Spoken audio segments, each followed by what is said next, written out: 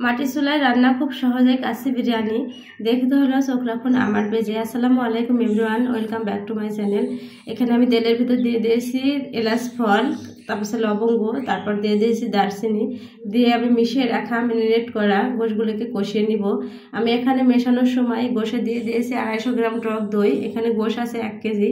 তারপর দিয়ে দিয়েছি 2 চা চামচ বাদাম বাটা, তারপর দিয়ে দিয়েছি গোলমরিচ বাটা, তারপর দিয়ে দিয়েছি লবঙ্গ মশলা বাটা এক কথায়, তারপর দিয়ে দিয়েছি ধনিয়া বাটা, জিরা বাটা, তারপর দিয়ে দিয়েছি এখানে আমি আদা বাটা, দিয়ে ভালো মতো মানে শুকনো ঝালের গুঁড়া এক কথায় সমস্ত বাটা মশলাগুলোকে দিয়ে ভালো মতো মিশিয়ে নিয়েছিলাম, ম্যারিনেট করে রেখেছিলাম আধা ঘন্টা। তারপরে একটু মাটির চুলায় আসলাম এবং কষিয়ে নিয়েছিলাম। যত ভালো মতো কষানো হয় মানে রান্নার টেস্ট, গন্ধ, মানে কালার সবই বাড়ে। তারপর আমি প্রেশার কুকারে সিদ্ধ হতে দিয়েছি গোশগুলিকে। তারপরে তো এখানে আমি চালগুলোকে ভেজে নিয়েছিলাম। এখানে আমি চালের ভিতর দিয়ে দিয়েছিলাম আদা বাটা, তারপর দিয়ে দিয়েছি বাদাম বাটা, আবারও দিয়ে দিয়েছি 2 চা চামচ বাদাম বাটা, দিয়ে আমি সয়াবিন তেল দিয়ে ভালো মতো চালগুলোকে ভেজে নিলাম। আর এই তো এখানে বেরেস্তা বানিয়ে নিয়েছি, বেরেস্তাগুলোকে ভেজে রেখেছি যাতে নরম হয়ে না যায়, তাই চিনি দিয়ে নিলাম। তারপর এখানে আবারও 250 গ্রাম দুধ আমি গরম করে জাল করে নিব। এখানে আগেই আমি কিন্তু 1 কেজি পরিমাণ চাল নিয়েছিলাম, একটা পাত্রে মেপে নিয়েছিলাম, যে পাত্রে মেপেছি তার ডবল পানি দিয়ে আমি গরম করে ফুটিয়ে রেখেছি।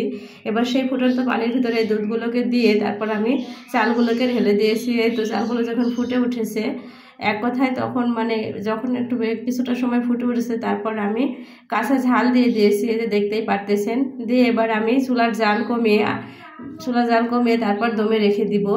যখন আমার চালগুলো কিছুটা হয়ে এসছে, অল্প কিছু রস আছে, তখন আমি গোশগুলিকে এই যে এর ভিতর দিয়ে দিচ্ছিলাম। আমি প্রেশার কুকারে সিদ্ধ করে নিয়েছিলাম, আপনারা দেখতেই পারতেছেন।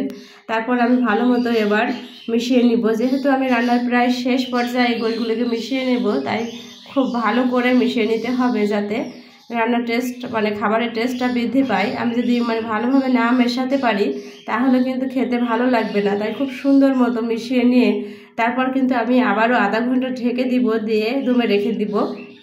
আপনারা দেখতেই পারতেছেন খুব ভালো মতো আমি মিশিয়ে নিচ্ছিলাম। এভাবে কাচ্চি বিরিয়ানি খেতে খুবই ভালো লাগে। মাটির চুলায় রান্না সবসময় টেস্ট বৃদ্ধি করে আমি মনে করি। আমি কিন্তু সব চুলাতেই রান্না করি, আমি মাটির চুলায় রান্না করি, প্রেশার কুকারে রান্না করি, ইলেকট্রিক চুলাতেও আমি রান্না করি, তারপর গ্যাসের চুলায় রান্না করি। কিন্তু মাটির চুলায় রান্না খেতে যতটা ভালো লাগে কোনো কিছুতেই কিন্তু এতটা স্বাদ আসে না। তাই আমি সব সময় মানে বেশিরভাগ সময়ই আমি মাটির চুলায় রান্না করি। আমি যেহেতু মানে গ্রামে বাস করি, মাটির চুলায় রান্না আমার কাছে অনেক সহজ লাগে, খেতেও ভালো লাগে, তাই আমি মাটির চুলাতেই রান্না করি। এই যে এভাবে আমি রান্না করে নিলাম, দেখতে পারতেছেন আমার রান্নার শেষ পর্যায়ে, মানে খেতে খুবই ভালো ছিল। আজকের ভিডিও এ পর্যন্ত, সবাই ভালো থাকবেন, আল্লাহ হাফেজ।